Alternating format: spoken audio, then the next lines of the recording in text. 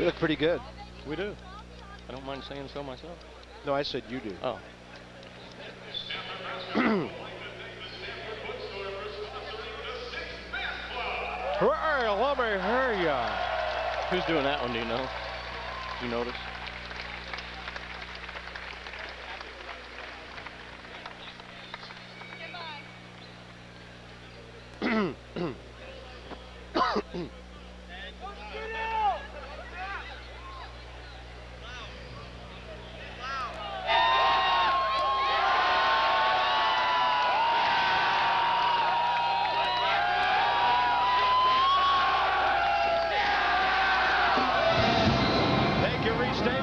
Six-man club, 1,200 strong, making lots of noise at Maples Pavilion tonight. The Owens Corning preseason NIT first round continues from the America East, Boston U, from the Pac-10, the Stanford Cardinal. Bob Carpenter, Jimmy Dykes, welcome to the West Coast. Stanford has reset. A couple of guys gone, Jimmy. They've got some adjustments to make this year. Chris Hernandez, a starting point guard, he's out for a while. So as a result, Julius Barnes, the two guard, slides over to run this offense. The problem is he's the leading returning scorer at 11 points a game for Mike Montgomery. They need his points. Right now, he's the quarterback. Owens Corning preseason NIT starting lineups, and it's Matt Lottich complimenting Julius Barnes in the backcourt. Kevin Fitzgerald, the engine that makes BU go. Their best player, though, Billy Collins, all-conference, and the best player in their conference tournament a year ago. Opening tap comes right to our table, and we're going to give it up for BU.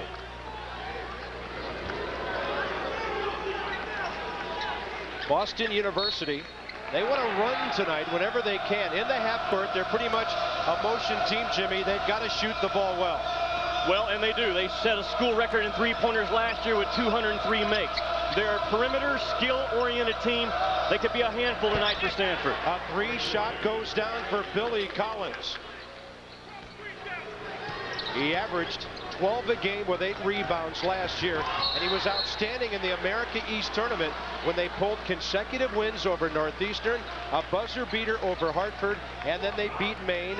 Dennis Wolf got a 7-year contract extension back in May. He's already in his 9th year at BU, their all-time leading coach, as is the great Mike Montgomery here at Stanford. Both clubs traditionally are tough, hard-nosed. They hunker down on that defensive end, man-to-man, off you will. Good defense by Matt Lottich, forcing the turnover of Chaz Carr. Chaz Carr got a big-time playing opportunity last year with a shoulder injury to Matt Turner. Matt's back. He'll be the third guard rotating in for BU pretty soon. Putting it on the floor for Stanford and banking it. A little too short was Justin Davis. And then a Cardinal foul that'll go back the other way.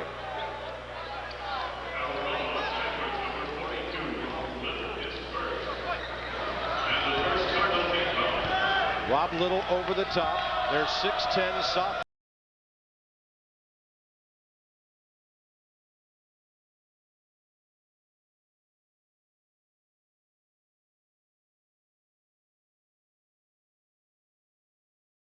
A relatively easy catch.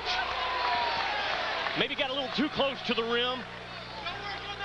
With Boston University, they run an awful lot of good stuff, and they run it well. See him just get a little hung up on the rim himself. McCollins is a preseason all-conference type player, 6'7", shoots 48% from the field. This is a versatile offensive club that BU puts on the floor. Billy Collins, the backcourt foul. Stanford trying to bring the ball up the floor. They run a lot of sets. Both of these teams primarily man-to-man. They don't gamble a whole lot. Well, Boston is really a contained man-to-man defensive club, Bob. They ranked in the top 10 last year in the nation, holding opponents to 39% shooting from the field. Those are unbelievable numbers from a guy that teaches defense, Dennis Wolf, as well as anybody in the country. Jim Stupin, Mike Cyphers, Jerry Scott, the officials, and they've blown the whistle on numerous occasions in the first minute 20 of this one. For the first time in many years, Stanford doesn't have a tree to throw it into on the interior. They can just go to work. Those bigs got to get points off the offense now. Long three for Julius Barnes wouldn't go down. Transition for Kevin Fitzgerald of Boston U. I mentioned they run their stuff and they run it well. They also run good stuff. A lot of clubs can run their stuff well, but it's not good stuff to be running. These guys run it well, and it usually works for them. And that's a charge on Jason Grokowalski. So 3 BU players all with fouls already. Rob Little has 1 for Stanford. Both clubs very well coached in the help defensive principles, the ball you man, the communication, the talk, point your pistols, everything's in place. Rob Little taking the charge for Stanford. Cardinal looking to score. Davis looking to the perimeter for Josh Childress. Here's Little.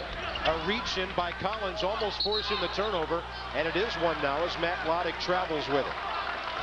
I think Stanford will search for their offensive identity early in this season. They're missing 35 points, 17 rebounds, just out of Borchard and Jacobson alone. They no longer have that guy, Bob. When the offense isn't working, they can just go get you 2 or 3 points. And of course, to graduation, they lost their outstanding point guard, Tony Giovacchini, who finished his career here with 209 assists. A jumper very short for Ryan Butt, a big man who can step outside and shoot from that range. This is the drive by Childress. Mid-range jumper won't go. A running rebound. And back comes the Terriers with Jason Grokowalski getting that board.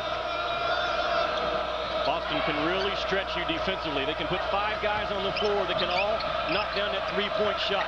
They're a veteran club. Veteran clubs are so dangerous to play against right off the bat. That was Mike Montgomery's big concern, his club's relative lack of experience against 5 returning guys from Boston. There was 9 on the shot clock when Grokowalski let it go. Here come the Cardinals. Drive and a kick. Childress still not on the board. Ball will stay with Stanford though. Boston University will check in Rashad Bell, a 6'8", 203 sophomore. And there's the fallen Cardinal, Chris Hernandez, their sophomore point guard. Stress fractured left foot. They think it'll be at least another month for him. He told me today he hopes to be back on the floor by December the 15th. Now what they miss from Hernandez is not only a true quarterback, but a tough, gritty competitor. Lottich from Childress. The kick right side, Barnes. Well short. Little, good rebounding position. But Billy Collins, who plays so hard for BU.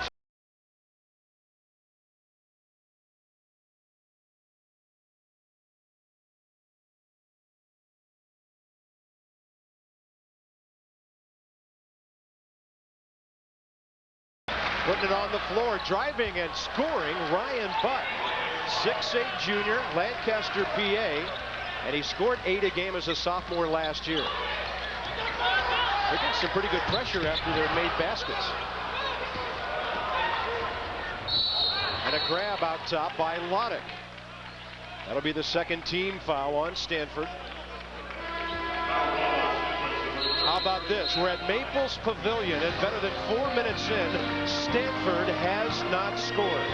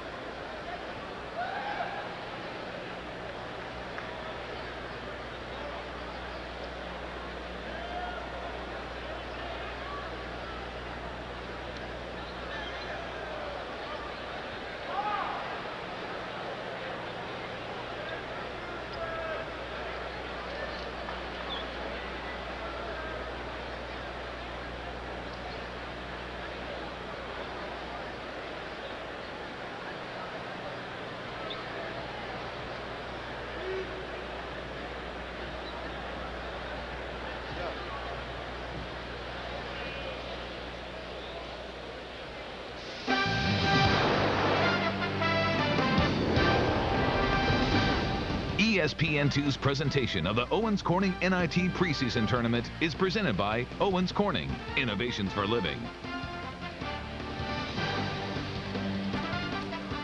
Maples Pavilion, a cozy little 7,400 seat building. I don't know what it is, but whenever we come here, we just feel nervous, bouncing up and down. Jimmy, this floor out here is very different, very unique. I was amazed yesterday at practice. My first time to Maples Pavilion. I've heard about the floor and the bounce in it, and it absolutely rumbles when they go up and down the court. Interesting that Boston University, their home court, place called the Roof, actually built on top of their ice hockey arena. They told me yesterday that their floor has a lot of bounce to it as well. Not affecting the Terriers so far the first few minutes of this one. You saw the water bottle moving as the players go down the floor. It's very unique here. That's Billy Collins. They're extending the defense on him with Josh Childress. Watch for number 30, right side of your screen in red. He is their key guy. Kevin Fitzgerald, the point guard, good size at 6'3". He can see over people. Looking to feed the post, couldn't do it. Shot clock at 5. From the corner. Down it goes. Big shot. Matt Turner. His season ended with a dislocated left shoulder last year. That gave Chaz Carr his chance. How about a guy like that coming off the bench? Well, he was averaging 17 when he went out of the lineup last year with that shoulder injury. He and Carr can flat out shoot that basketball. At 6 feet, they got great elevation on their jump shot, allows them to get it off against taller defenders. And the Terriers are 3 out of 6 so far. They're doing a nice job, Bob, of extending their defense, slowing down Stanford, giving them a limited amount of seconds to operate in that half court. Lottich with a jumper, short, rebound. Billy Collins, and BU pulling an early surprise here. Barnes, good steal. Turner was trying to force that one in for BU. Childress, they need it. Won't go for him. Rebound, Ryan Butt. Boy, Boston University gets a ton of rebounds below the rim. They're not going to out-athlete, out-jump you, out-quick you. So they out-execute you on the defensive end by boxing off, getting body on body, and then just securing the basketball. Simple stuff, awfully important. Well, you can be patient when you're up early, 8-0 on the road. But a step through, rejected. Great defense down low by Stanford's number 22, Justin Davis. Tries to set a pick at the other end. And a loose ball finds Matt Lottich. Lottich for 3. He only averaged 3 points a game. He's going to have to triple that or so this year to be effective. Yeah, when you play behind a guy named Casey Jacobson, you're lucky to average 3 points a game. That's who he's been behind. But he's a tough competitor. He was a high school all-state quarterback, a baseball player. He's capable of putting up big numbers if teammates have a lot of confidence in his jump shot. Offensive foul on Matt Turner. 7 Eastern, Antonio Meeking and Louisiana Tech will try to stop Matt Bonner in Florida. And at 9 Eastern tomorrow, NIT action. Tim Zatko, Holy Cross, take on Nick Collison, Kurt Heinrich, and the Kansas Jayhawks. The Owens Corning preseason NIT. And tomorrow morning, log on to ESPN.com. You can see who won all the games tonight. Good steal, layup, Chaz Carr at the other end. Picks the pocket of the freshman, Jason Hobbs. And again, I love these Boston guards. They're the best backcourt the American East has to offer. They're quick, they're tough, they can defend on that ball, and they can knock it down with the best of them. They have a grab away from the ball.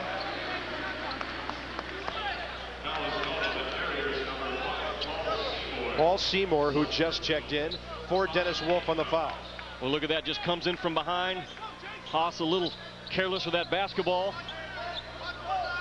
Well, you mentioned the America East. BU, the preseason favorite in that conference.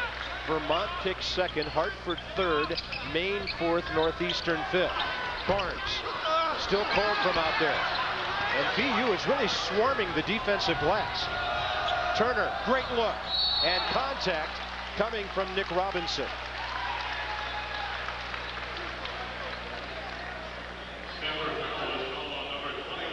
Talked about Boston's ability to rebound the basketball at 6'7" or 6'8". Look at the box off. Red jerseys surround that thing. All 5 guys going to the defensive boards. When you're outsized, you've got to send all your troops to the glass, and that's exactly what BU's doing so far. This is Rashad Bell shooting. And now with Kevin Gardner checking in for Boston U, we've had 17 players in this game already. 9 by the visitors, 8 by the home team. In Mike Montgomery's case, he's looking for somebody who can put the ball in the basket. Bob, I think the floor comes into play for the opponent in this building, mainly on that free throw strike. This building gets rocking so much that sometimes, especially during Pac-10 play, they actually have to stop the game, warn the students, and then allow the free throw shooter to take a shot. I don't like the chances of warning a bunch of college kids to stand still. No. You know, it's funny. We were out here, Bill Raftery and I, 4 years ago for the NIT, and we made the mistake of calling this the Duke of the West. The kids came up to us the next night and said, hey, Duke is the Stanford of the East. Similar in a lot of ways, academically, great student section, great success in basketball. Barnes losing it. Chaz Carr, alley-oop, too tall for Turner. It'll stay with Boston, though. Awfully difficult in transition for a 6-footer to throw the lob pass to another 6-footer. Exactly what Matt Turner tried to pull off that time. Paul Seymour to throw it in for the Terriers. Playing their 94th year of college basketball.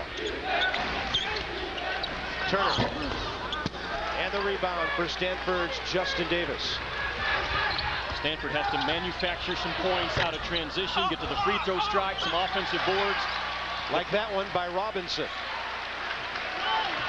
They will not win a lot of ball games this year by standing around the horn firing up threes. That is not their strength. Good ball movement, good reversal. Good defense by BU to prevent a quick three-point shot there. Another grab by the Boston defense. And that one will go against Chaz Carr. That'll be his second. Now we're 8.5 minutes in. Stanford only with 3 points, down by 9.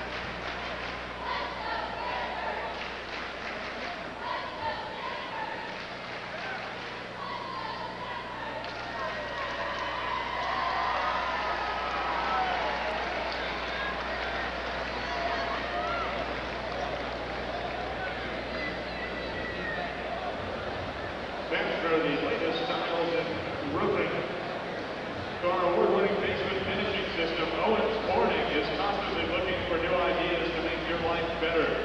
Owens Corning, innovation for living.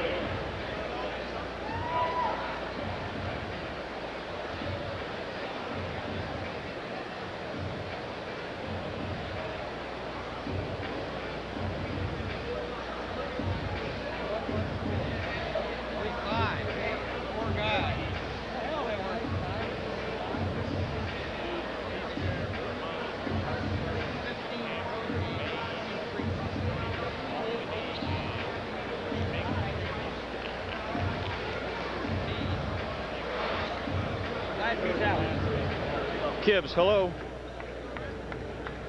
I can't hear anybody. We hear you, Jimmy. Hey, Jimmy, you hear me? Hello, hello, hello. I can't hear anybody. Well, tell the... They hear me? Are we still going to do it? Take his cue from the camera guy. All right. Come over here, some guys at the bench.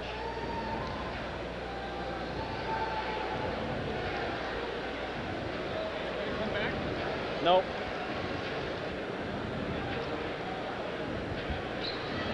Just cue me. Things not as close here at Stanford. Boston University leading 12-3. Jimmy Dykes did a little eavesdropping on the BU timeout. Just listen to Dennis Wolf talk to his Boston Terriers in that huddle. He talked a lot about offense.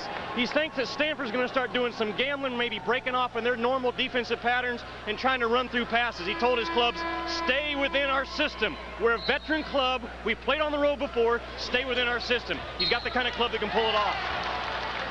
Now an unforced error by Justin Davis of Stanford on the travel. Mike Montgomery a little befuddled early. His 17th year here. A school that's gone to 8 consecutive NCAAs, and they won 3 consecutive Pac-10 tournaments. Or titles at least. They do have a tournament now. And now the ball over the baseline. It'll stay with BU.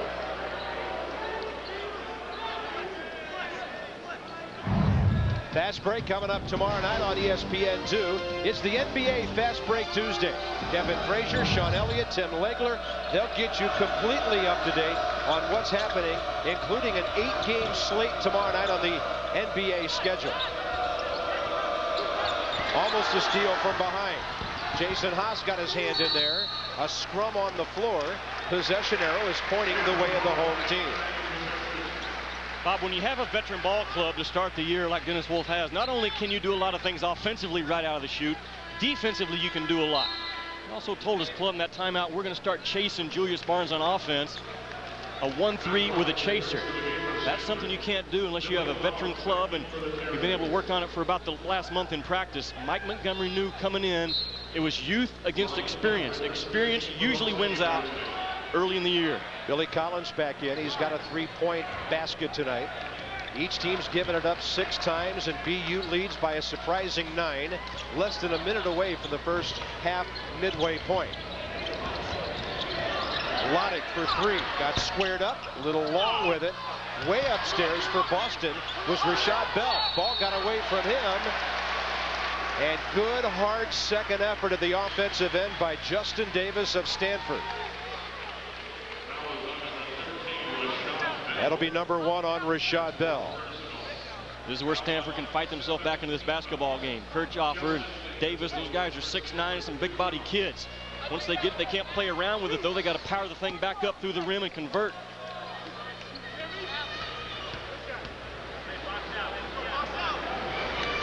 Justin Davis committed the cardinal sin in Berkeley, California. That's going down the road to play at Stanford. In years past, when you would call the ticket office to order tickets, you would dial 1-800-BEAT-CAL. They don't use that number anymore. Now you dial 1-800-GO-STANFORD. A few extra numbers, but they did change it. This is the week they play in football. Yeah, they've won, what, 2 games all year? So I like that all goes away if they beat Cal this weekend. Got that right. By the way, are we paying you extra for sideline reporting tonight? I'm sending it in. I'm going to see what happens. I'm going to send it in and see what happens. Good luck. Paul Seymour on top for Brock Kowalski. Billy Collins looking for the entry and shuffling his feet, Paul Seymour. 7 turnovers by Boston U now. The one blemish on their pretty solid first half. I think Josh Childress with that basketball right now for Stanford has to step up and be comfortable with being the guy every night. As soon as he hits a shot, he'll be okay. You know what? But his strength is not as a perimeter shooter. He's still a slasher, above the rim type guy. Lottich's been active so far. Almost a giveaway. Haas finding Childress. There it goes. Now we'll see what the Pac-10 all-freshman performer from a year ago can do. He was the first man since Brevin Knight to start his first collegiate game for Mike Montgomery. Crowd's back in it. Now that's saying something when you talk about the talent that's gone through this building over the last 14, 15, 16 years. Collins. Billy Collins always seems to be there. A play like that is why they call him a Boston blue-collar guy. Good job, boy. A New Hampshire kid out of Concord. And the Terriers lead it 14-8.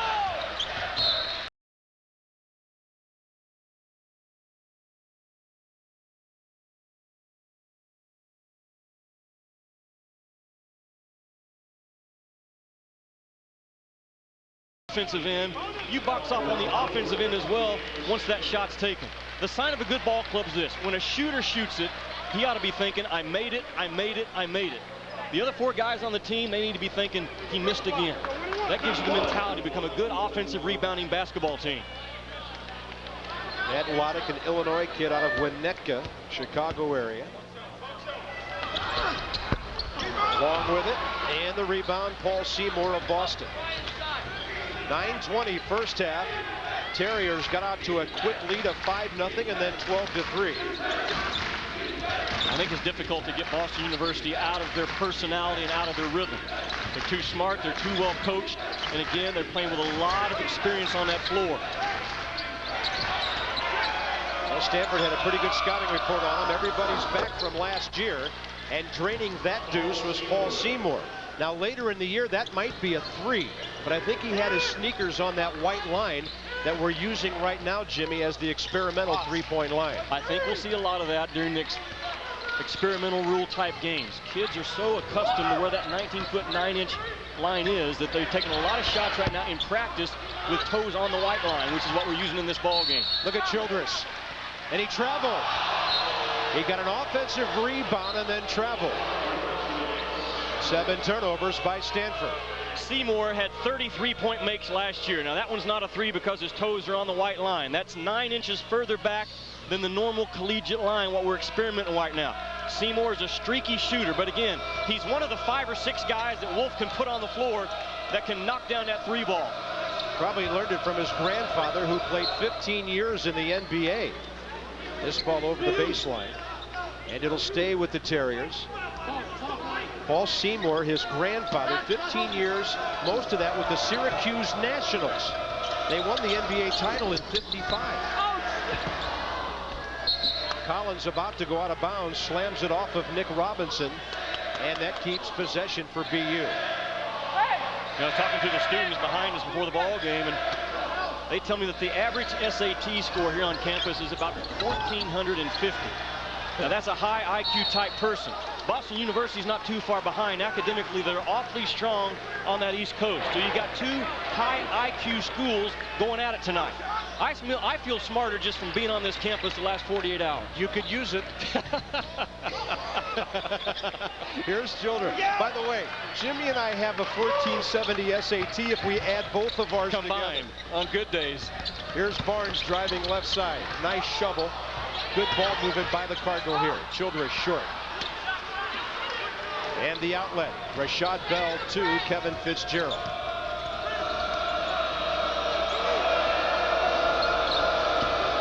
Collins looking to drive. He's always ducking in there. Seymour. Air ball. Got a little bit of glass, but no iron. Stanford, despite all their problems, down by just 8. Strong drive there, coast to coast by Julius Barnes. Very few clean looks in this basketball game for Stanford the first 13, 14 minutes. Look at those red jerseys converge on that basketball. Now, this time they get called for a foul. But every shot that Stanford's taking right now, Bob, they're being challenged. There's a hand in the shooter's face, and it's a little bit of contact on them.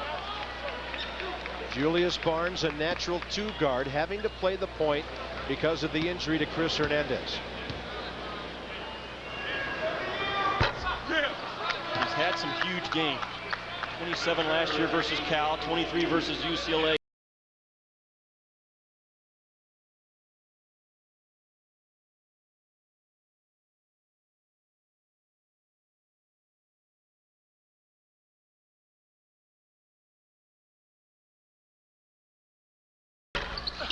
Missed them both. Billy Collins for BU. Trying to go right around Lottich. Short on the shot. Over the baseline, and will arrive at our 3rd media timeout. 7 minutes left, first half. Terriers by 8.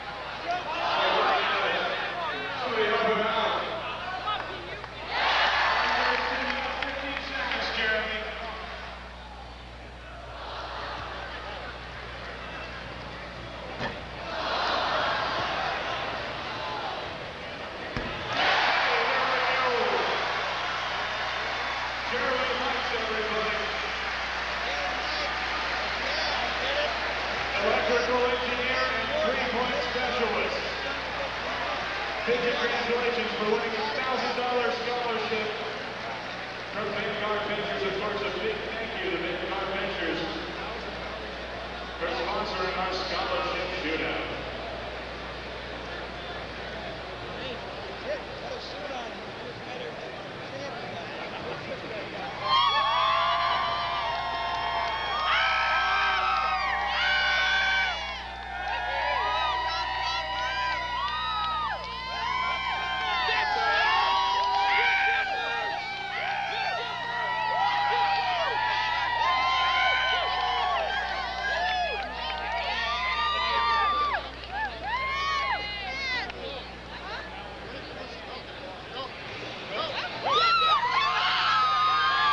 Six-man club and a lot of women in the sixth-man club trying to get their club back into it here early.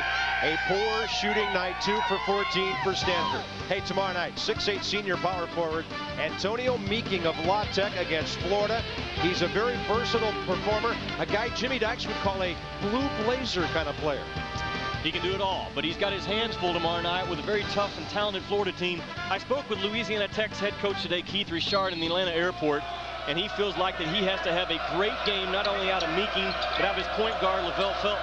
Meeking, he's 6'8", Bob, 250. He can play with anyone, but he's going to have some help. That's a double dribble call against Rashad Bell. 8 turnovers by Boston U. Stanford's given it up 7 times. Some three-quarter court pressure here by the Terriers. And hasn't it worked well for them? They've gotten a couple of turnovers, but it's allowed them to keep the momentum, the flow, the pace of the game, how they like it. Now they advance that ball across the timeline with 24 seconds to go on the shot clock. Turnover. Turner. Somebody better pick up the ball. He was short with it. Physical rebound there by the very active Rashad Bell, a sophomore who made the all-rookie conference team last year, and he plays with a lot of personality.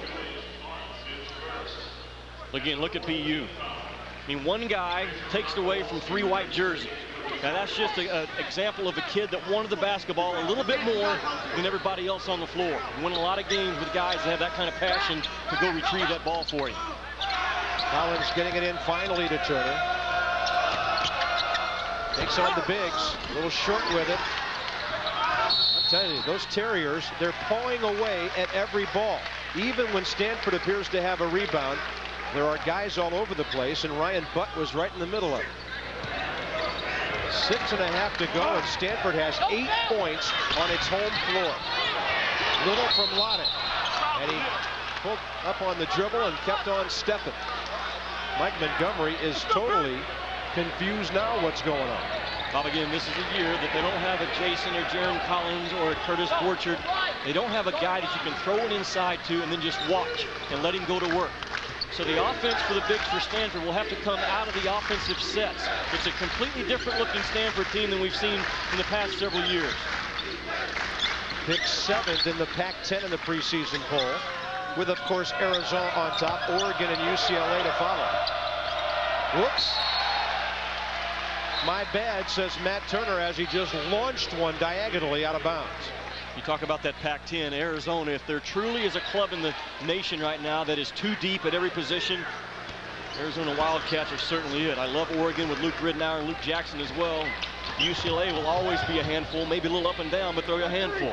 Mike Montgomery said Arizona's second 5 could finish 5th in the Pac-10.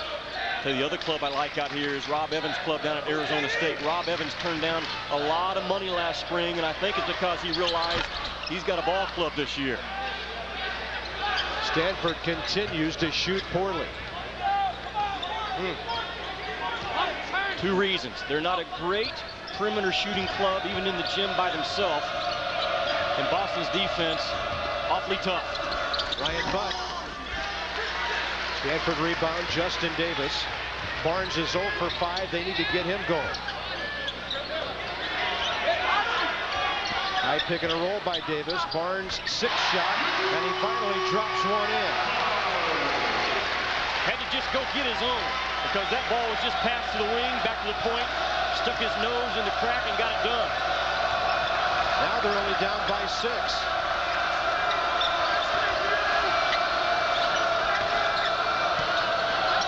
Collins, turnaround. Rebound, Josh Childress, and here comes the Cardinal.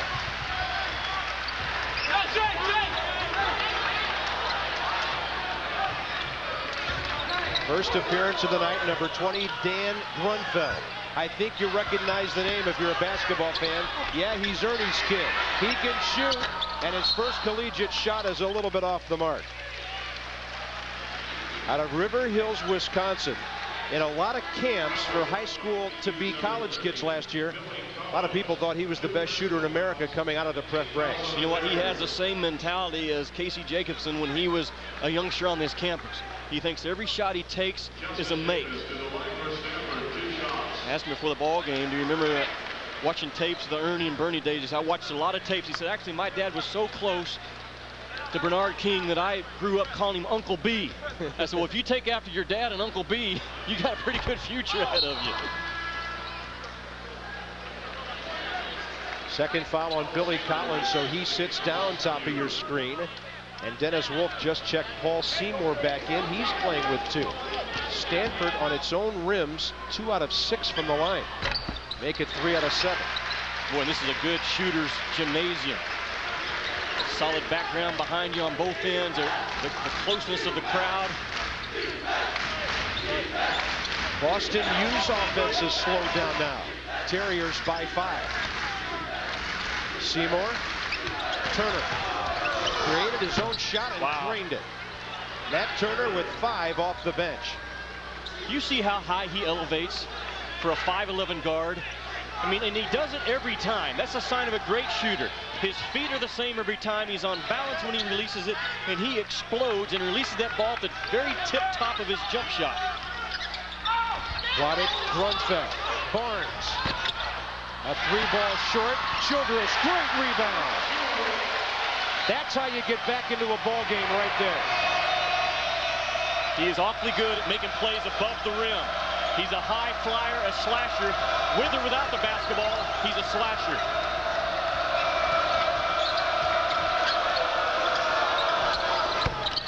Well, you can hear him behind us, but Kevin Fitzgerald silenced the 6-man club with that jumper. His first basket of the night. A Bell Harbor, New York kid who's a tri-captain on this club. Lottich for Childress. 3-ball short. Davis runs after the rebound. Under 3 minutes to go first half. Stanford down by 7. Oh, a nice little dead shot. How about the shooter's touch for the freshman, Dan Grunfeld? Or against the zone, there are 5 or 6 things that you always have to do no matter what type of zone it is. One of them is catch the ball on the wings and attack. Make 2 guys try to guard 1, and Grunfeld slept in there and got it done. That should be the first of somewhere between 800 and 1,000 collegiate baskets he will drop in. Kids at Stanford normally stay 4 years. Casey Jacobson and Curtis Borchard did not. But Grunfeld's first collegiate basket has his dad Ernie, the Milwaukee Bucks GM, smiling somewhere in the Midwest tonight. But look out, Matt Turner, explosive for BU. Terriers by 5.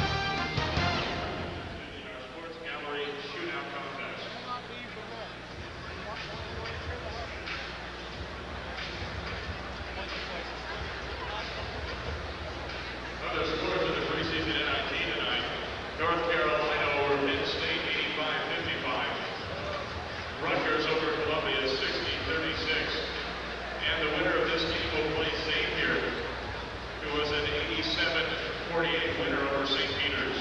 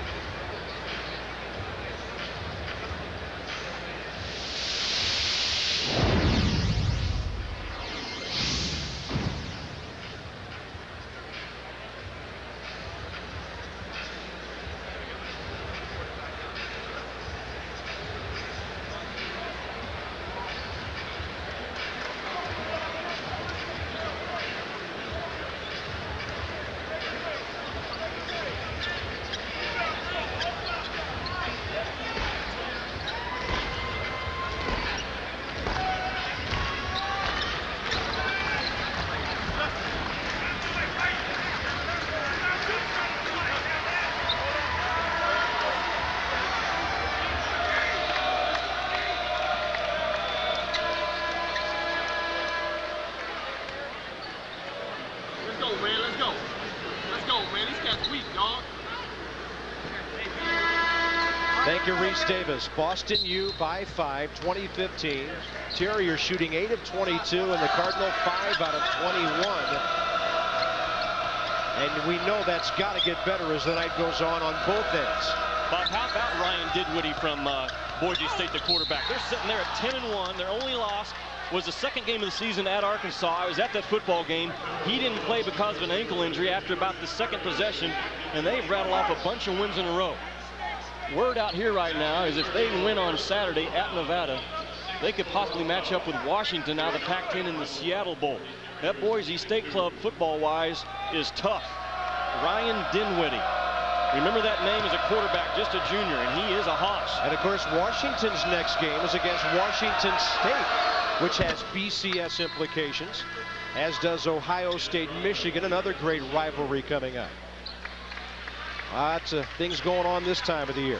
Dan Grunfeld just checked back in for Stanford. Number 20, top middle of your screen. And at the line, Rashad Bell, kid out of St. Francis Prep in Queens. And Rashad has 4 successful free throws tonight. He averaged 7 a game last year when he made the America East All-Rookie team. Terriers by 7. BU's 1-2-2 press. It's not an aggressive, automatically go trap and create a turnover press. But if you make a mistake, they'll chew you up and go to the other end on you. It's a containment type press. But you cannot be in error against it. Grunfeld looking to score again, and he's 2 out of 3.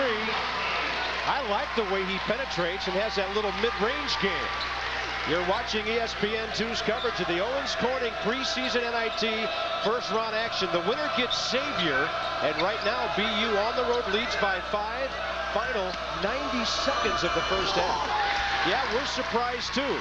And here comes Josh Childress. But a lot of credit to the Terriers who've come in here unintimidated so far. Grunfeld for 3. And he's got deep range. Yep. Look at Childress. He is really a warrior at times around that offensive glass. Talking about Childress. At 6'8", he'll get a running start on you and put some damage on you.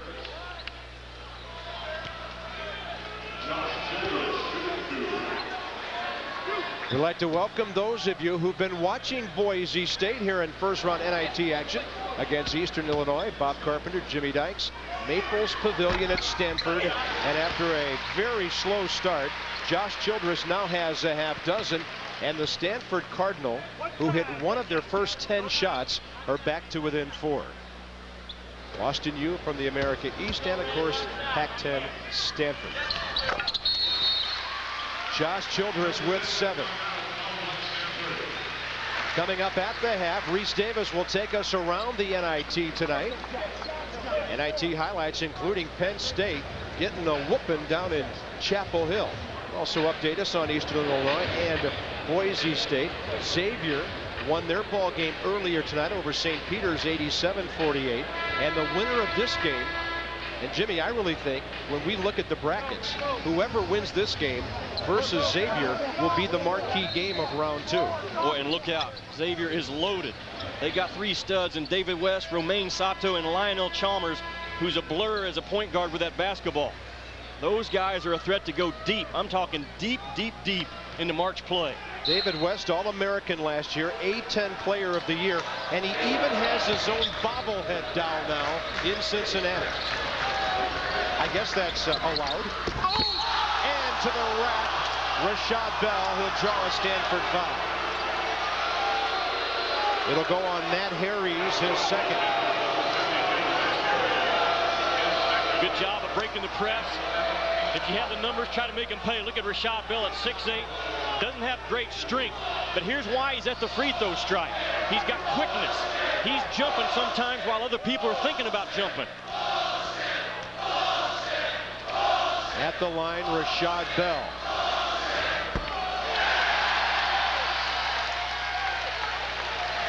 Mike Montgomery, 17th year here, a 100% graduation rate of players who've stayed 4 years.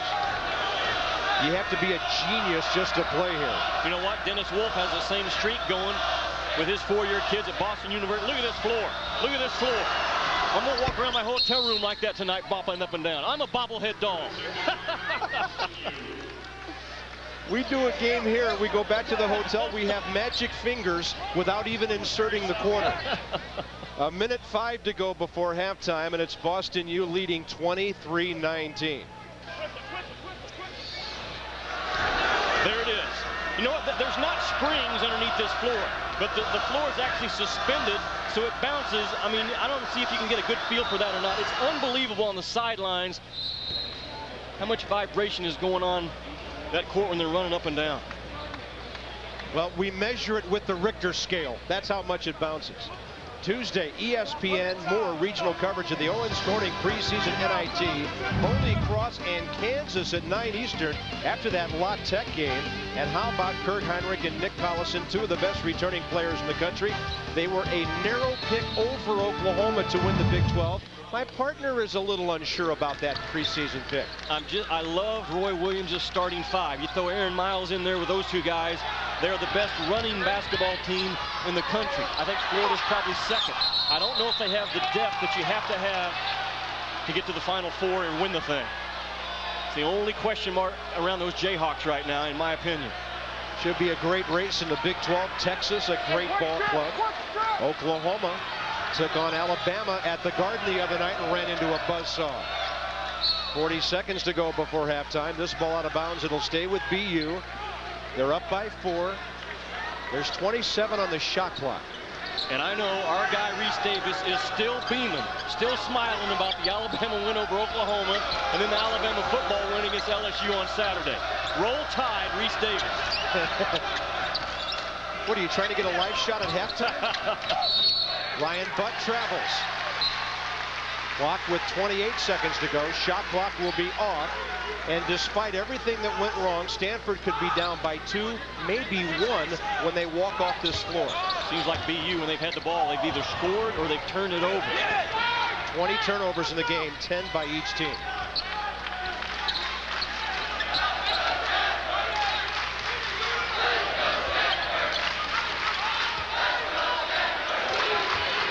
Think a special set play would be called about now against the zone if you got one.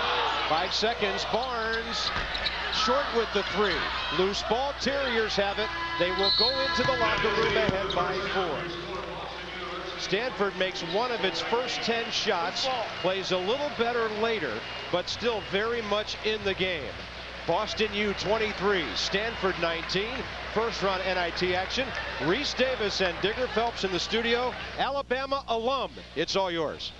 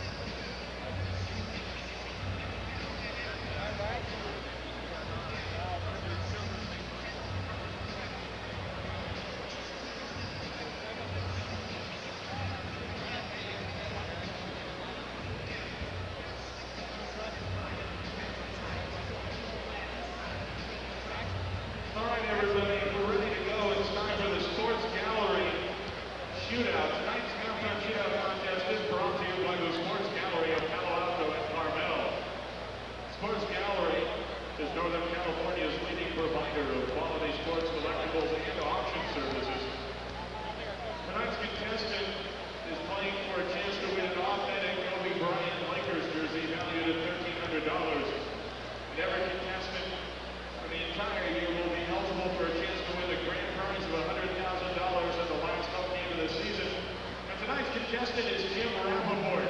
He's a marketing executive from Redwood City, and he's got 2 chances to make a half-court shot to win that Kobe Bryant jersey. Okay, Jim, we're ready to go. Line it up and do it. All right, shot put technique. It looks good. A lot better than we've had before, Jim. Come on, you can do this. Let's hear it, guys.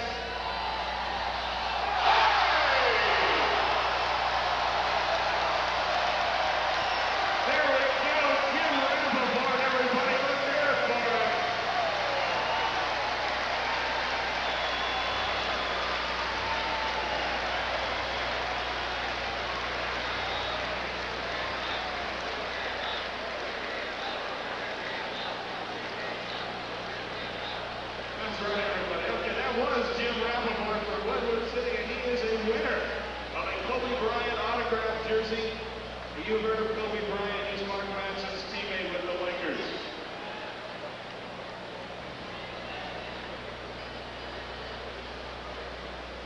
All right, everybody. You probably noticed it the second time out of the first half, but it's been a while since the Cardinals had a competitive or a cheerleading squad. We have one out here. Let's welcome the Cardinal competitive cheer team. Brand new group on campus. They began last spring and have been flourishing ever since. They'll be competing in regional and national competitions later in the year, and of course performing in different events on and off campus. Ladies and gentlemen, the Cardinal competitive cheer.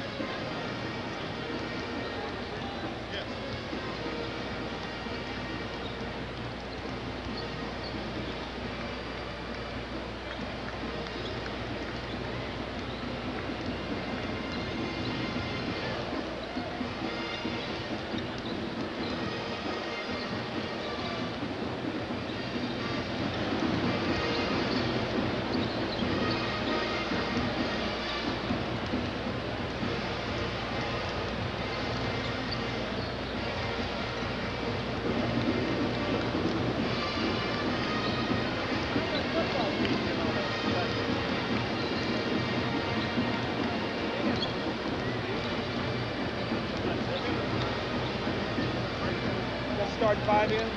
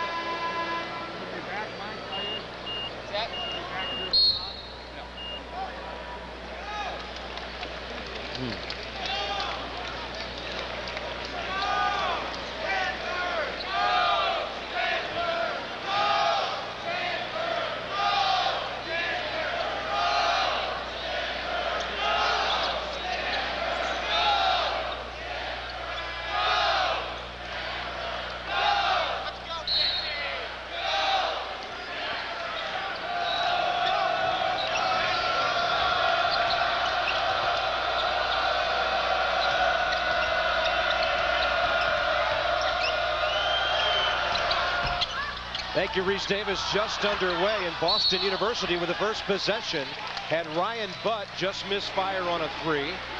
Now a BU foul. It'll go back the other way on a foul by Jason Grokowalski, his second. It's the Owens Corning preseason NIT first round game. The winner of this one gets Xavier somewhere Wednesday night. A steal. Fitzgerald blocked the follow, and that's Chaz Carr, who only played 6 minutes of the first half, by the way. I like how BU came into this game with a game plan, and they've executed it. The little 1-2-2 press has kept the tempo in their favor.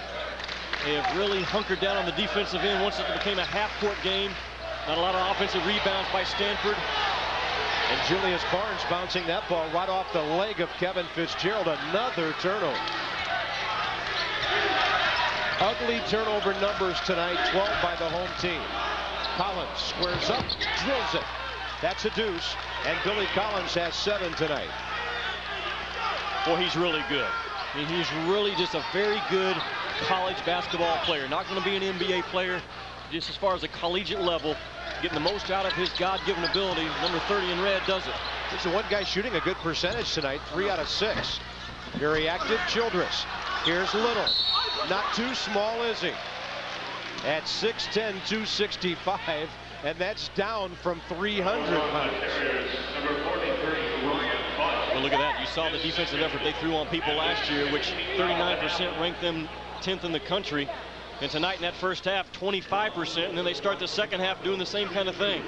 Again, if you make a mistake, they react and they make you pay. Good sign of a club that can convert a turnover into points, and BU pretty efficient in that area. From the line tonight, Stanford 5 out of 10. You're not going to hit from anywhere else. At least hit the ones when you're standing still. Bob Stanford took 16 three-point shots in the first half. They only took 24 shots total, so 2 out of every 3 shot attempts by the Cardinals were from around that three-point line. Yeah, way too many. And of those 16, 14 didn't go in. Here's Collins. Little mid-range jumper, well short. Tough play underneath. Davis tried to stand straight up, and Jason Grokowalski just forced him to foul it. Justin Davis with his first. This is not a case of catching someone by surprise tonight. Mike Montgomery, he knew it. He talked to his kids yesterday about Boston's coming in here with a veteran club. They won 22 ball games last year. They're well coached. They're well schooled in what they do. They play hard. Surprised maybe a little bit. Definitely not shocked.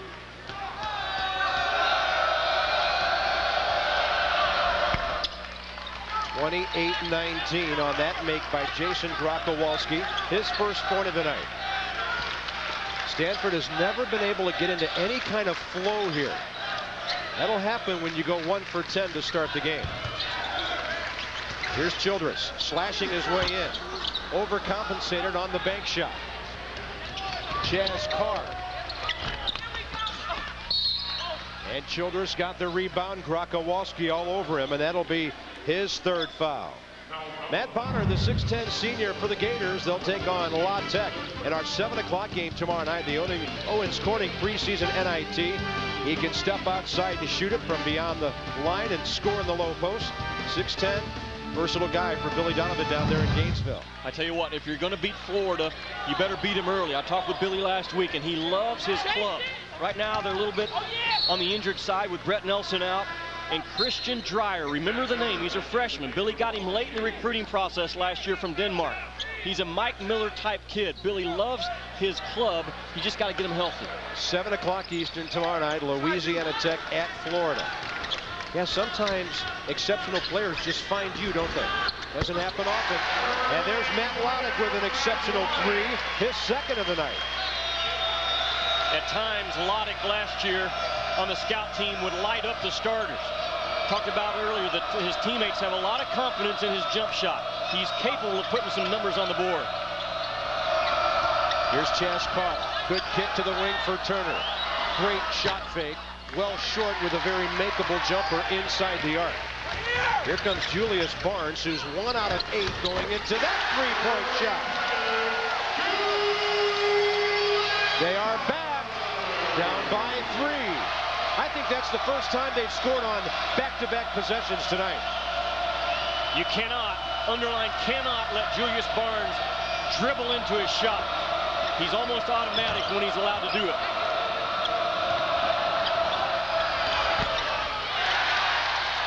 On the miss, Chaz Carr.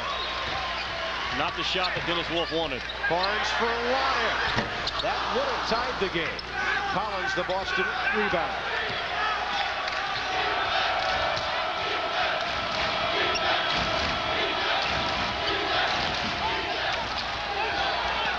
Well, they want a defense. They got it right there from Justin Davis. Ryan Buck, double team, tough shot. Davis the rebound for Stanford. You've got to make sure that the right guy is shooting the basketball when you're on the road. Shot fake, Lottich inside the arc. It's a 1-point game. And Matt Lottich has 8 on the night. Lottich says, come on, 6-man club.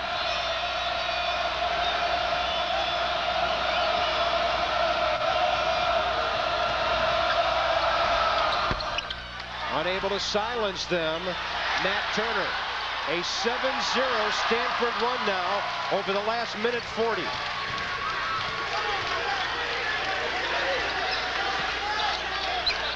Davis fouled before the shot, or before the pass in that case, by Ryan Butt, and that'll be his third.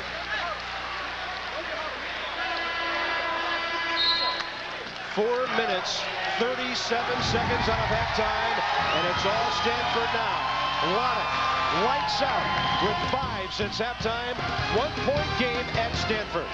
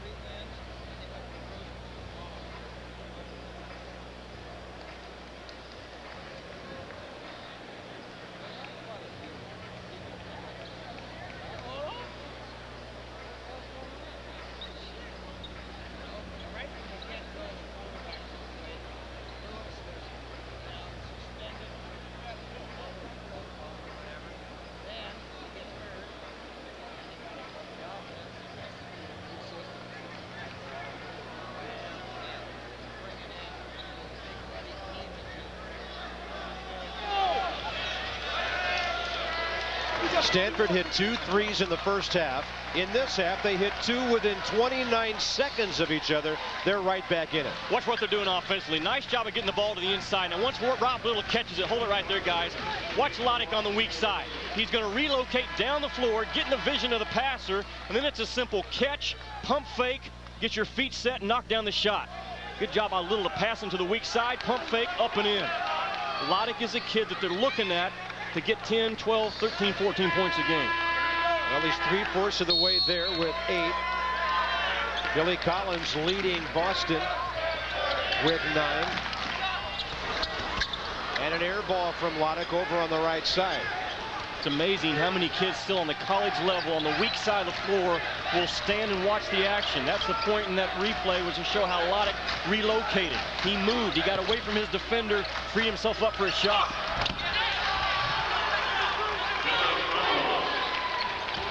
Now Billy Collins getting a badly needed basket for the Terriers. They're up by 3.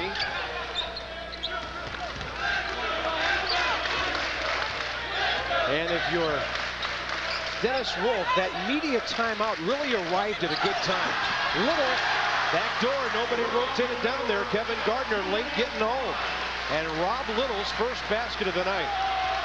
That was a really quick ball reversal, Bob, and then Little did an outstanding job of sealing his defender on the outside. He actually scored before he ever caught the basketball, just because of his outstanding position. Then he gets the steal. Straight ahead. Julius. Too strong. Davis is there. And a foul.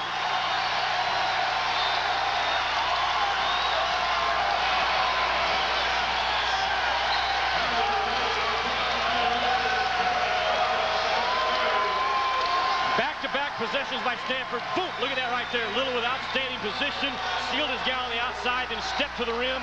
And then watch Justin Davis, 6'9", 240, can run the floor like a deer. That's how he's described in the media guide. You got a good example of it right there.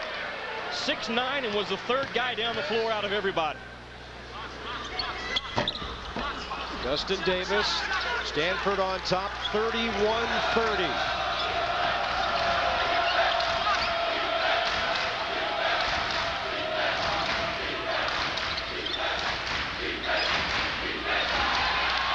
Almost another turnover. Boston U has to keep its poise here. Fitzgerald came down with it, but he was fouled by Julius Barnes. Bit of a late whistle there. The crowd figured there was contact, no whistle, and then it didn't get blown by Jim Stupin, so the offensive player came back to the floor. They thought, if anything, it was a travel. You know what, Bob? The defender can actually slap the hand of the offensive player as he's going up with a basketball, but you can't slap the wrist. You can slap the hand, but you can't slap the wrist, and that's what Stupin, that's why he made that call. Kevin Fitzgerald.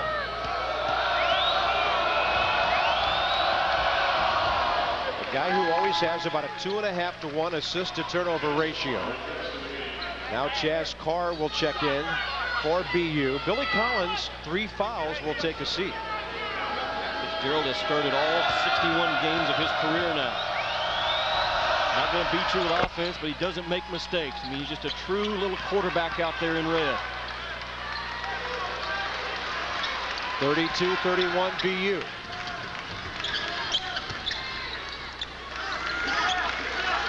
Still making Stanford work, though, to bring that ball up the floor after made baskets. Barnes gets it back from Lottich. Chaz Carr extending out on him. Childress. And that's a 3. Double figures for Josh, and Stanford's biggest lead, 2 points. More passing of the basketball against the zone this half by Stanford, less dribbling. I'm sure Mike Montgomery talked about it at halftime.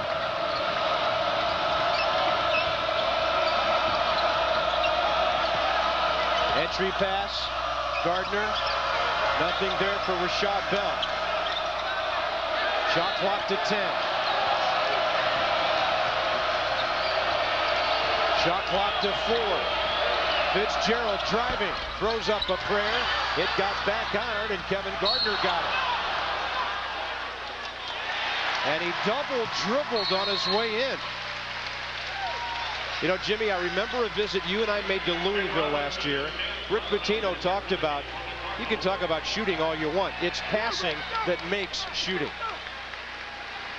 We're seeing that from the home team now, aren't we? You know, when you're taught in the 3rd and 4th grade, the responsibility of the passer is to deliver that basketball where all the shooter has to do is catch it and go up.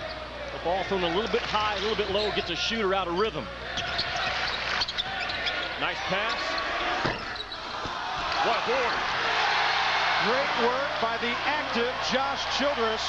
Jimmy told us early he had to get down low. He's done it. That's a great example, Bob, of a slasher without the basketball.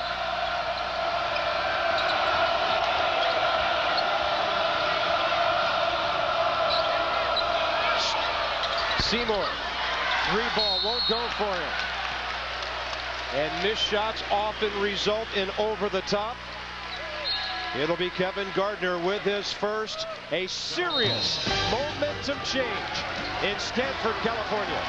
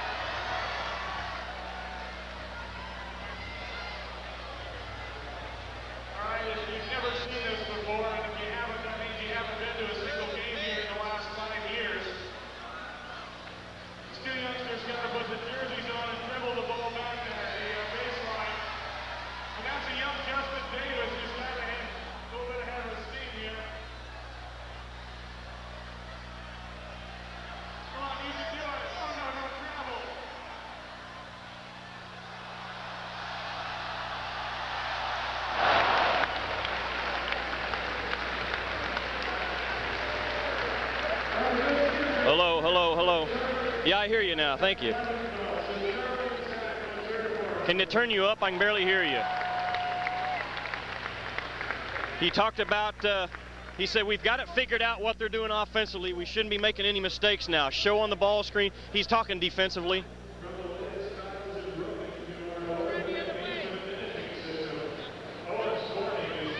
Having a hard time hearing you, Kibbs.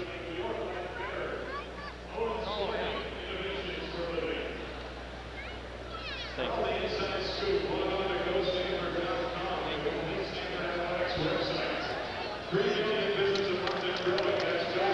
Thank you, Reese Davis. Back here in Stanford, it's the Cardinal turning it around, leading by 4. And Jimmy Dykes, what happened during that timeout? Well, Mike Montgomery talked to his club, Bob, about defensively. He said, we finally got it figured out what these guys are doing. Let's not get caught up anymore on the ball screen out top. Make sure we're showing. Here's the problem you have in a first game. You don't have film to study. You can only go off of what they did last year. So sometimes it takes you a half to adjust. I think Mike Montgomery's squad making the adjustment right now defensively. Had to happen sooner or later on their own floor. Look at the second half field goal shooting. They were down 28-19. Since then, they've outscored Boston U 17-4 over 5.5 minutes. And 13 BU turnovers haven't helped the visiting team either. Childress on top for Barnes. Tough catch there by Grunfeld. Sitting in his zone, BU. Ball just nicking iron, Barnes, and then getting it back was Nick Robinson.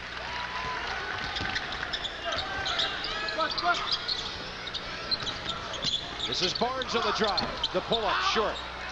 Keeping it alive was Nick Robinson, but the Terriers come away with it. 9 minutes out of halftime, home team by 4. At the half, they trailed by 4.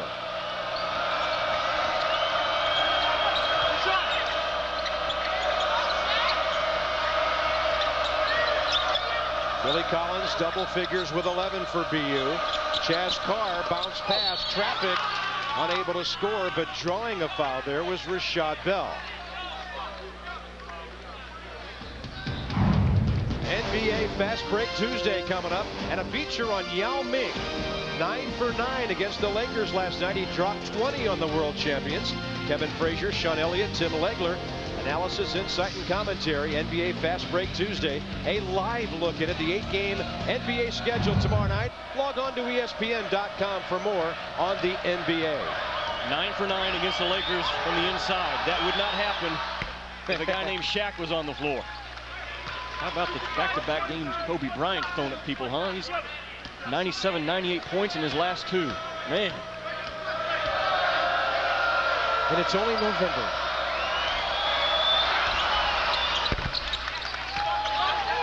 Rashad Bell, all 7 of his at the line tonight. Stanford 36-34. Approaching the midway point, second half here at Maples Pavilion. Running on a good pass by Grunfeld. Nick Robinson, first basket tonight. And really the first time we've seen Stanford attack that Boston 1-2-2 three-quarter court zone press and shoot a layup on it. Tell you what, Grunfeld does not look like a freshman playing his first game in college. I really like his size. On the perimeter at 6'6". Put a lot of hurting on you. Down goes the 3, Chaz Carr. Maples Pavilion, Stanford, California, home of the Cardinal. The Owens Corning preseason NIT. Winner of this game gets Xavier, who knocked off St. Peter's 87-48 earlier tonight at the Cintas Center in the Queen City. Grunfeld, long 3. Xavier waiting to see whether they might get to stay home on Wednesday night or travel out here. It's not the shot you want if you're Stanford. Shooting one from about 23, 24 feet with 16 on the shot clock. Sometimes that mentality that Grunfeld brings as a freshman can also hurt you. Good move, Ryan Butt. He got Joe Kirchhoffer off the floor, and now a chance for a 3-point play. Ryan Butt is never going to beat you up top, but he beats you with width. Ball fakes. Look at that. He doesn't jump but about a foot off the floor. He actually released that ball about a foot below the rim, and he's an inside guy. But again, he's doing everything because of execution and position.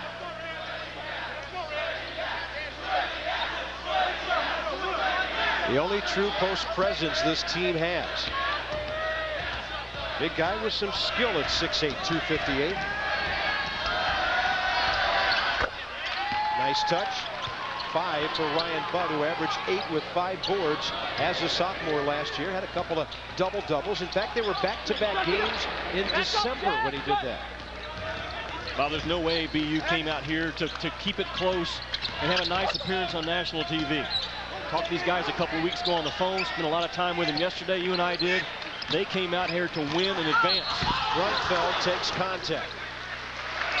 That's some good give-and-go stuff right there by the Stanford Cardinal. I really think a key for Stanford all season long will be the emergence of Josh Childress as a go-to guy. Can his perimeter jump shot fall enough time to open that inside game up for him? I think that's the question mark on him right now. But he has stepped forward in the second 20 minutes so far, being active, attacking the rim, making plays above the rim, being a slasher, which is his strength. 4 out of 11 from the field. He needs to improve there, but I like that 9 boards that he's got with 9 minutes still to go in this ball game. Grunfeld with 5 points on the night. Dennis Wolf has a big problem. His big fella, Ryan Butt, 4 fouls now. He has to leave. And they check in Kevin Gardner, a freshman out of Palos Verdes, California. Went to Jay Billis's high school, Peninsula High. So he goes all the way to Boston, plays his first game in California. Dan Grunfeld. And his teammates said, "Are we going to see your house when we go out to California?" He said, "No, it's only about 12 hours away." BU has a ton of set plays, and they're throwing another one right now at him. Fitzgerald missing badly. Good outlet there from Robinson. Haas to Lottich. Now the secondary break for the Cardinal.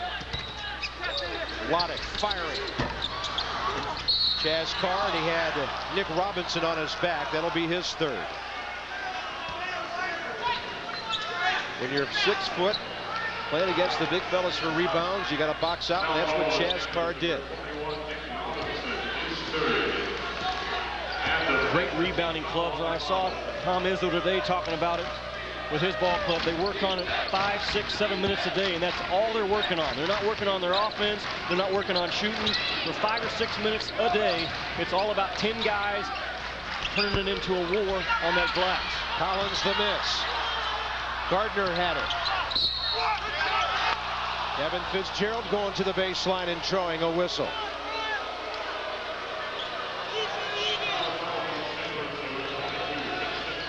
Justin Davis with his second. Kevin Fitzgerald is a relentless point guard. He's a New York kid out of St. Francis Prep, but he embodies the Boston blue-collar mentality. Davis the rebound. Good position by Justin for Stanford.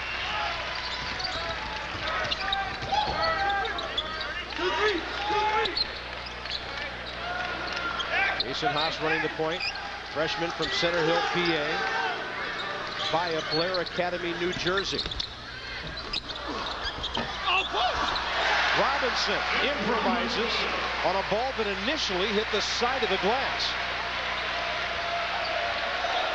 Well, if your responsibility is to be an offensive rebounder, as soon as that ball's released, you better be heading right to the front of the rim, and that's exactly what Robinson did.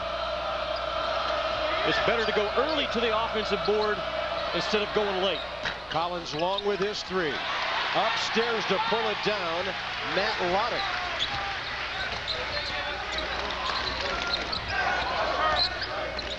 Penetrates, kicks. Reverse. Yes! Justin Davis.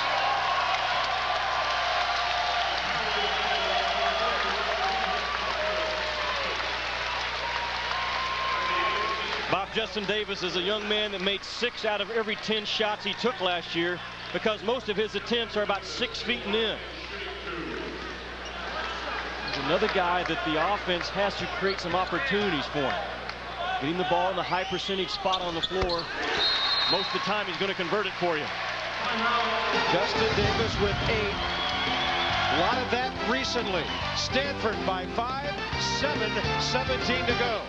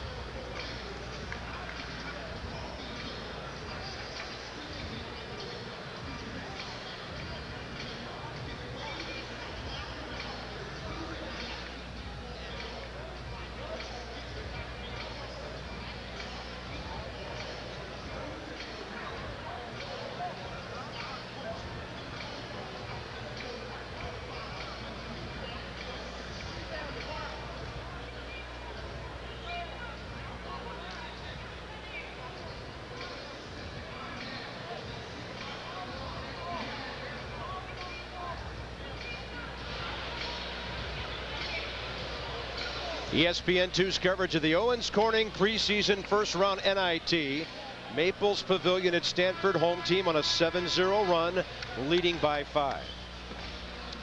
Well, there's a proud papa, not only of his club's effort tonight, but how about this? His daughter, Nicole Wolf, she's a freshman at UConn this year, playing for Gino Auriemma. She was the high school player of the year last year in most people's opinion. And when you visit clubs like she visited, UConn, Duke, Vanderbilt, Notre Dame, that means you're recruited by everybody, and she's starting right now at that 2-guard spot alongside of Diana Taurasi, who could probably be the player of the year this year in the women's side of things. They lost their exhibition game, but they are a handful once again. You can actually see them this coming Sunday against NC State on ESPN2. But remember the name, Nicole Wolf, Dennis's daughter, and he's awfully proud of her. I know she's watching right now with all her Husky teammates. And we will have complete start to finish coverage of the women's NCAA tournament come March. That will be something else here on ESPN. We will pop around to every game there is. At the line, Chaz Carr. And that's 6 for the sophomore from Manchester, Connecticut. Came along nicely late in the season last year. Made the All-America East tournament team, averaging 17 in their 3 games. I don't think BU is going to go completely away with 7 minutes to go because of their guard play. And you got to have solid, tough guards, especially on the road. And again, they are America East Conference best backcourt you're seeing tonight. 22-10 last year with a 13-3 conference record. Then they swept through the tournament, took a buzzer beater in the second game to beat Hartford. It's going in now for Josh. 14 for Childress. The height advantage and the leaping advantage of Stanford has taken over in this ball game. They've made several plays just over the top of Boston in the last 10 or 12 minutes.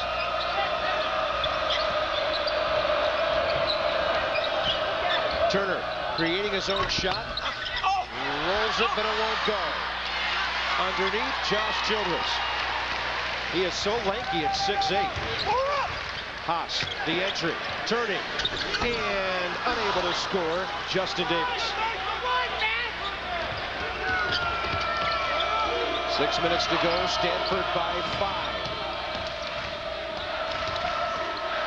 Off a pick and roll. Again, it won't go for Chaz Carr. Boy, those are 2 back-to-back good looks for BU. The shot they wanted just didn't drop. Barnes, and Carr stripped it right away from him. Getting it back from Turner. Chaz Carr down low. It won't go, but Rashad Bell draws a foul. He'll go to the line again. How about that second game of the tournament last year, Jimmy? Tied with Hartford before Steen Don't got it done. Don't did. How about that? Advance them on to the championship game. They won it and then knocked off by Cincinnati in the first round. But this is a veteran club. All 5 starters back. They beat Maine in the tournament championship game, hitting 17 threes before Bob Huggins' Bearcats beat them by 38 in the first round of the NCAA. Vermont was the preseason number 2 pick in that league.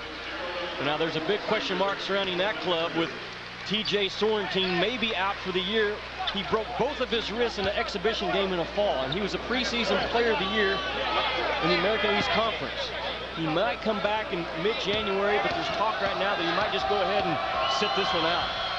Terrible, terrible bad luck and a bad break for Vermont. 9 from the line for Rashad Bell tonight. 5:35 to go. Terriers hanging tough with Stanford, down by 3. Long way to go.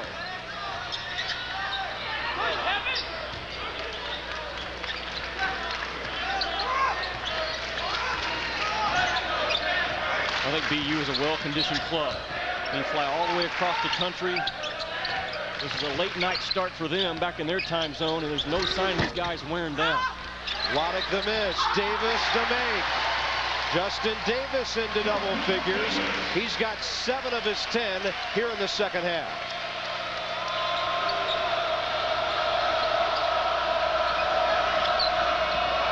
Carr, quick move. Davis again. Lottich at the other end. Skipping the baseline, but he stepped on it. By the way, before it gets too late, we want to wish our very best to Steve Wright. For Boston College, their number 4 all-time scorer, class of 1980. He had to check into Johns Hopkins Hospital in Baltimore yesterday. He's already been battling stomach cancer, checked in for leukemia treatments. Our very best to Steve Wright, his boys, his wife, his family. Our thoughts and our prayers are with him. One of the best players who ever put on a Terrier uniform at BU. You know, the most points ever scored in the roof. That's the facility that BU plays in. 37 points held by our guy Steve Wright. Good basket by Ryan Butt. 4:15 to go. 3-point game. It was 23-19 at the half, and both teams are in high gear since then. Fitzgerald watching Lottich. Childress for 3. 17 for Josh Childress. You know, a lot of times, kids, it takes them a while to embrace being the guy. With Jacobson and Borchard gone, and Childress is the guy. He's kind of embraced that role in the second half. Didn't do it in the first half. He's done it in the second half. Collins is usually the guy for Boston. He's had a very cold second half. He's missed his last 3 shots after making his first 3 out of halftime. 3.5 to go. Barnes a pull-up. Wow, look at Justin Davis over the top to knock that thing out. Bob, that's another example of Stanford making a play over the top of BU. They did everything they could, just the height and the athleticism took over in that possession.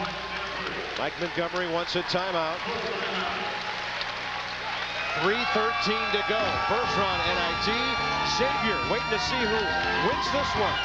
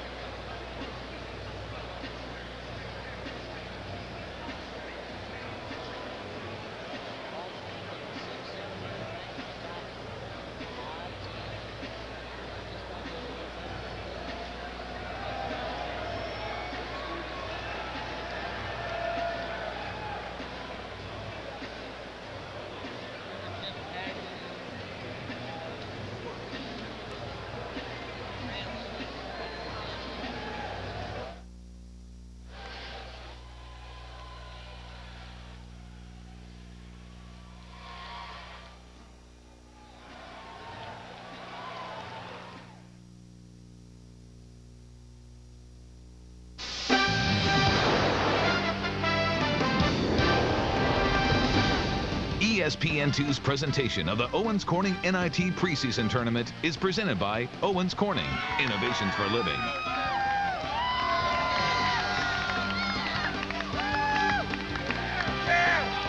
Stanford! Let's go, Stanford!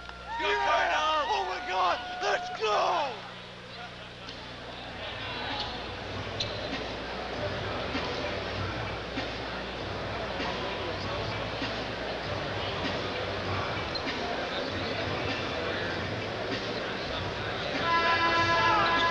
Here at Stanford, California, Bob Carpenter, Jimmy Dykes, 3:13 to go. And Stanford on top by 6, 52-46. A second round date with a very good Xavier club out of the A-10 waiting for one of these. How about the double-double guys? 17 and 10 for Josh Childress. 10 and 13 for Justin Davis. And quite a number of those at the offensive end. I'm talking about that Eastern Illinois club real quick. First of all, Rick Samuels has been the head coach at that institution for 23 years. Now, I salute him right off the bat for being able to stay in one place that long these days. But I watched Henry Domerkent as a sophomore 2 years ago at Austin Peay on a Thursday night. single-handedly beat those guys with about 34 points. And he was shooting consistently from 25 to 6 feet. How about Matt Lottich, the follow of the night? And Stanford's biggest lead now is 8.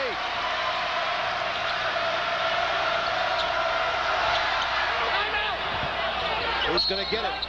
It looks like BU got a timeout before they turned it over. Alertly by Billy Collins on the floor. We're going away for just a while. Now we will stay with 2:33 to go.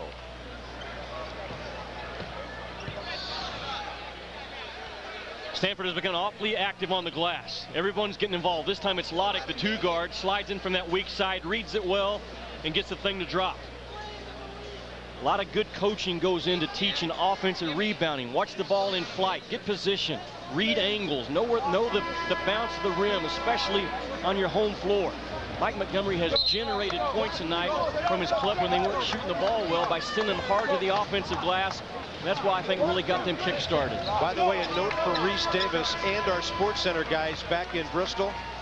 The 6-man club at Maples Pavilion has just nominated Matt Lottich for Plays of the Week. That's a bunch of smart people right there. They pay $10, they get a t-shirt, they get to sit at midcourt for every game. There's 1,200 of them, and there's 400 on the waiting list. They can't take more than 1,200. Billy Collins will swing it for Chaz Carr. 2:20 to go. Shot clock at 6. They need points out of this possession. Goaltender. Their go-to guy, Billy Collins, with 13 now. That ball rejected too late by Josh Childress. We're in line for the under 4-minute media timeout. It arrives with 2:16 to go.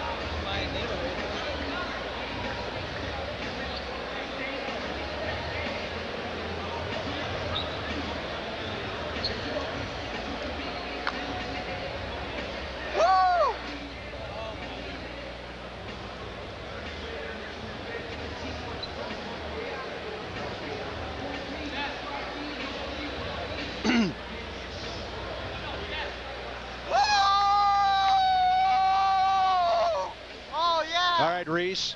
Well, the bracket's starting to fall into place a little bit here. With Jimmy Dykes, Bob Carpenter, we are your West Coast late night guys throughout most of the season. And we've got a good one tonight at Maples Pavilion. Boston U led by 23-19 at the half. It's Stanford now tomorrow night. Kevin Frazier, Sean Elliott, Tim Legler. NBA Fast Break Tuesday. Live highlights from the 8-game pro schedule Tuesday night. Don't miss it. And you can log on to ESPN.com for more on the National Basketball Association. Good second half shooting by Stanford after they went only 6 of 24 in the first half. You know what? Their shot selection has been better. They've also have gotten a lot of second chance opportunities by flying around that rim. But they are still not advanced in this tournament yet. It's a two-possession game. Going to run a little clock here. You don't take the quick one unless you're sure up by 6 at home the last 2 minutes. Robinson just getting shoved all over the place by Kevin Gardner.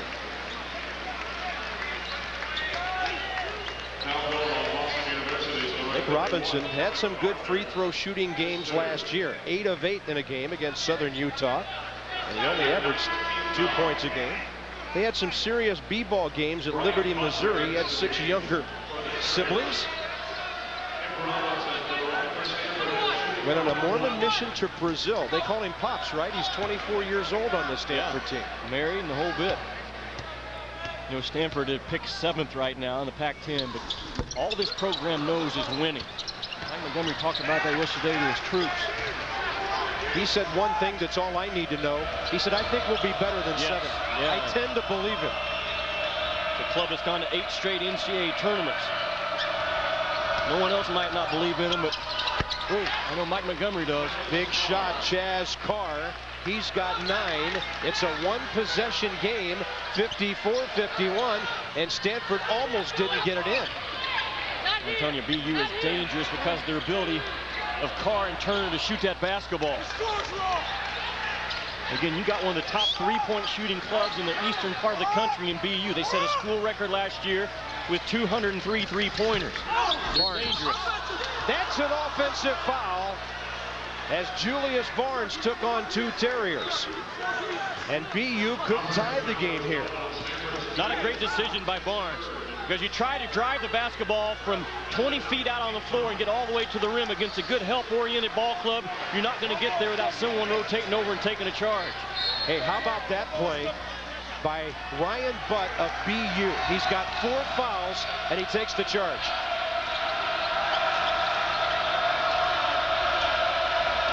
Chaz Carr, a travel.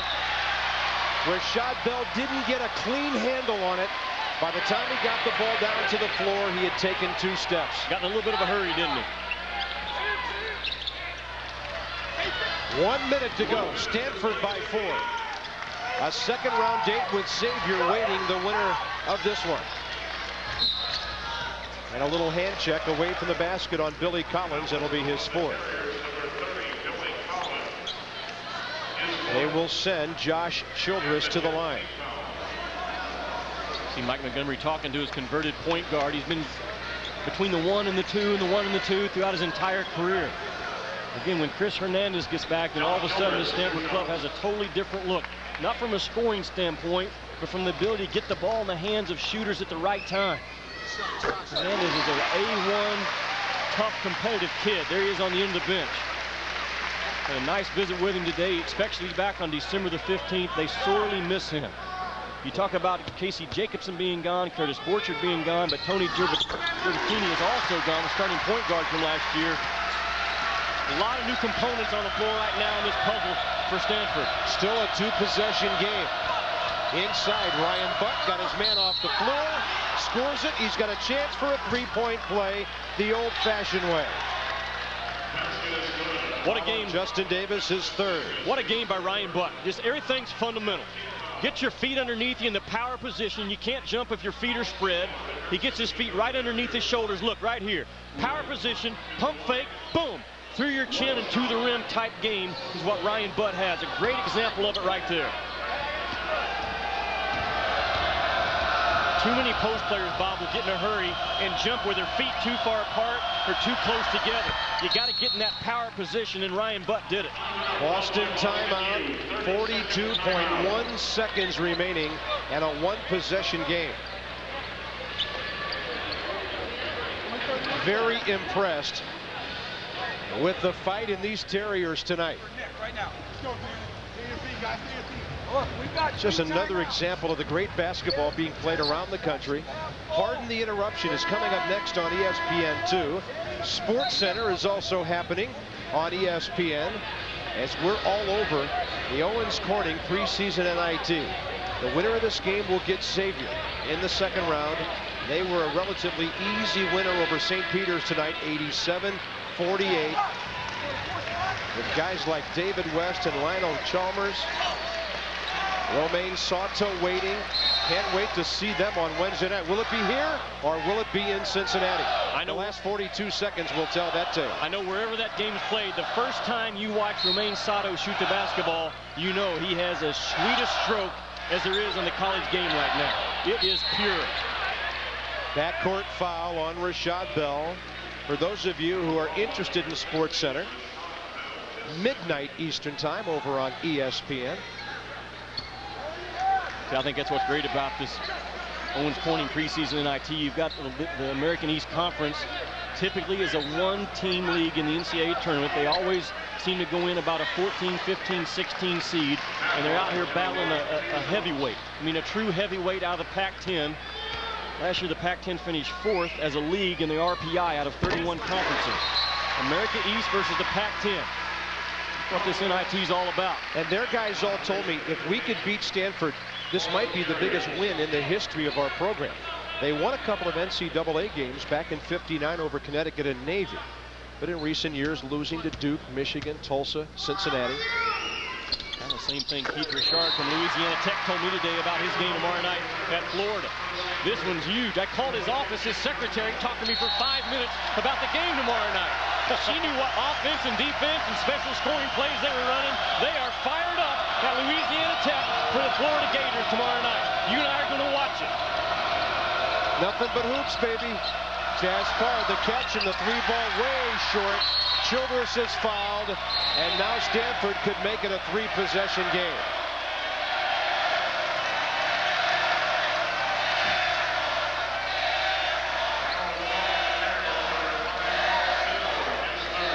The six-man club having some fun tonight. Maples Pavilion holds 7,400. 1,200 of them have white shirts on. Right behind us. Josh Childress at the line, looking for 20 with this free throw. Bob, as tough as this building is to play in, you think of the Pac-10, and over the last 2 years, the toughest place to play record-wise, you think, is it Arizona, is it Oregon, Stanford, UCLA? No. Up the road, California, 31-4 in that building the last 2 years has been Bronze Squad. And Shante Liggins bolts his senior year to go to Fresno for 1 year. How about that? Starts all 3 years at the point guard spot for Cal. Now he's out, but we still got a ball game here. Two-possession game. BU's got to have a quick three. Seymour. He will penetrate. He'll get the two, and Dennis Wolf will call a timeout. I'm not sure about that. With 9 seconds to go, they needed something on the perimeter. Yeah, had to have it. That's, you know, that's not the shot that I know Dennis Wolf had drawn up. Probably trying to free up Carr on the perimeter. Good job of Barnes by smothering him. Come up on the perimeter, make him put it on the floor. So defensively, Stanford did exactly what they needed to do. Get up chin to chin, check your breath defense at that point, make them do something off the bounce. That time it forced BU to take a two-point shot instead of a three. But it's still a two-possession game. That's the bottom line. That's what Stanford cares about. And if they'd gotten a three, it's a one-possession game. Only 9 seconds to go. And if Mike Montgomery can win this one tonight, he will be 6 wins away from 500.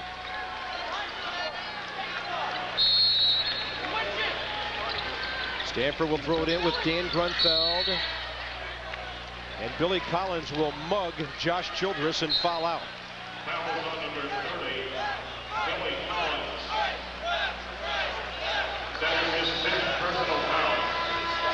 Well, I'm still awfully impressed with what Dennis Wolf gets out of his kids.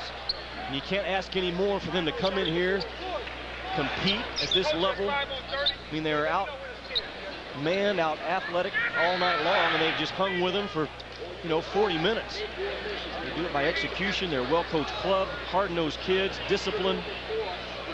Well, number 1 all-time in wins with 129, passing Mike Jarvis.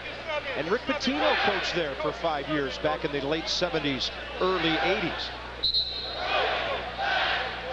I think there's a real good chance their first game of the year will be on ESPN2, and maybe their last game of the year in that American East Conference, they may also be on national TV as well.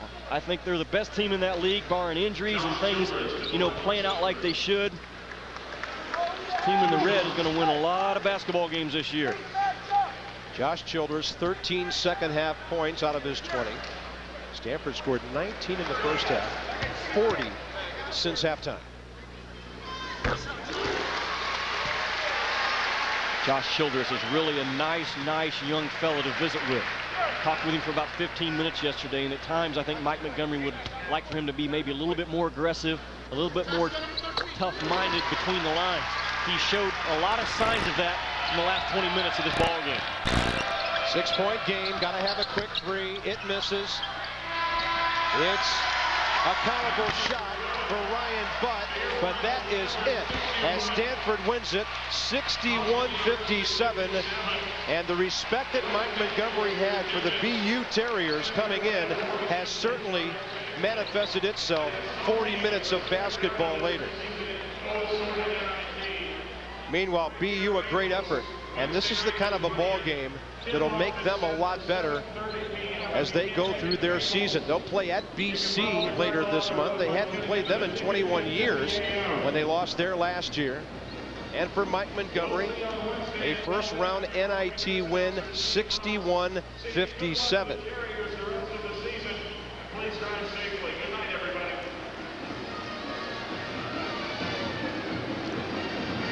Interesting second round matchup now, Reese Davis. One of the best matchups of this tournament will be Stanford and Xavier Wednesday night.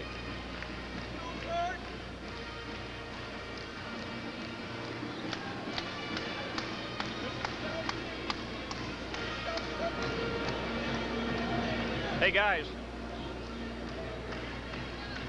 they hear me, don't they?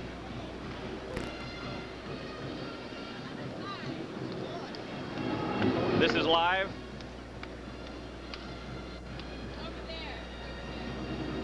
Congratulations. Thank you. Wasn't very pretty. No. I told you. Yeah, you're right. It's a tough little club, though, you know. They really are. Yeah, they're good. Win a lot of games in their division.